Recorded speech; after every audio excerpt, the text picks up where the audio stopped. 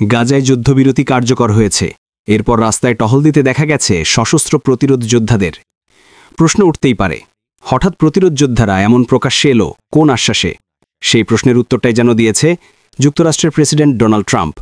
তিনি জানিয়েছেন তার অনুমতি নিয়েই তাদের নিরাপত্তা বাহিনী গাজায় রাস্তায় টহল দিচ্ছে। শুক্রবার যুদ্ধবিরতি শুরু হতেই আমাদের সশস্ত্র সদস্যদের খান ইউনিস সহ গাজার বিভিন্ন এলাকায় টহল দিতে দেখা গেছে। মধ্যপ্রাচ্যভিত্তিক সংবাদ মাধ্যম মিডল ইস্ট আই এর প্রতিবেদনে বলা হয়েছে, স্থানীয় অনেক ফিলিস্তিনি রাস্তায় নেমে এই দৃশ্য দেখে উল্লাস প্রকাশ করেছেন। ট্রাম্প শনিবার সাংবাদিকদের সঙ্গে আলাপকালে বলেন, আমরা তাদেরকে কিছু সময়ের জন্য অনুমতি দিয়েছি নিরাপত্তা রক্ষায় অংশ নিতে।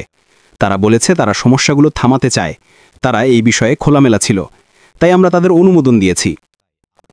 ট্রাম্প আরও বলেন, পুরো অঞ্চলটি ধ্বংসস্তূপে পরিণত হয়েছে। এমন পরিস্থিতিতে আমরা চাই না সেখানে বিশৃঙ্খলা বা অপরাধ ছড়িয়ে পড়ুক। তারা এখন সেই নিরাপত্তার দায়িত্ব দেখছে। ট্রাম্পের এই মন্তব্য ইসরায়েলের ঘোষিত যুদ্ধলক্ষ্য প্রতিরোধ যোদ্ধাদের সম্পূর্ণ নির্মূল করার পরিকল্পনার সঙ্গে সরাসরি সাংঘাতিক বলে মনে করছে অনেক বিশ্লেষক। কারণ ইসরায়েল বহুবার ঘোষণা দিয়েছে তারা প্রতিরোধ গোষ্ঠীকে ধ্বংস না করে শান্তি প্রক্রিয়ায় অগ্রসর হবে না। তবুও ট্রাম্প তার অবস্থানে অনড় থেকে ইসরায়েলের পার্লামেন্ট কনিসেটে ভাষণ দেন, যুদ্ধবিরতিকে ইসরায়েলের বিজয় হিসেবে ঘোষণা করেন। তিনি বলেন, অরাজকতার শক্তিগুলো পরাজিত হয়েছে। এখন ইসরায়েল ও সমগ্র মধ্যপ্রাচ্য নতুন এক অধ্যায়ে প্রবেশ করেছে। ট্রাম্প বলেন, ইসরায়েলি ও ফিলিস্তিনিদের দীর্ঘ ও বেদনাদায়ক দুঃস্বপ্ন অবশেষে শেষ হচ্ছে। এটি মধ্যপ্রাচ্যের জন্য নতুন এক সূচনা। ট্রাম্পের মধ্যপ্রাচ্য সফরের দ্বিতীয় গন্তব্য ছিল মিশর। সেখানে মিশরের প্রেসিডেন্ট আবদুল ফাত্তাহ আল সিসির সঙ্গে তিনি গাজার শান্তি সম্মেলনে অংশ নেন।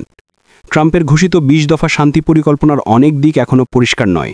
তার মধ্যে অন্যতম হল গাজার নিরাপত্তা রক্ষায় প্রস্তাবিত ইন্টারনাল স্টেবল ইঞ্জিন বা অভ্যন্তরীণ স্থিতিশীলতা বাহিনী গঠনের বিষয়টি।